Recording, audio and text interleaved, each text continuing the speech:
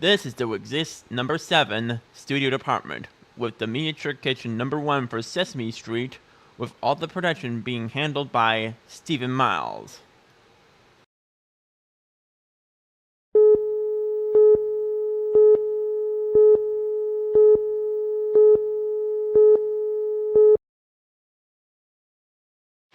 It's me, Tails Carolina, and welcome to Miniature Kitchen. Let's cook a milkshake. First, you take your knife, cut off your blueberries. Then you put the blueberries into the blender just in time.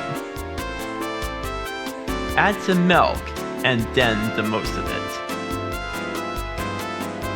Mix it all up and there you go.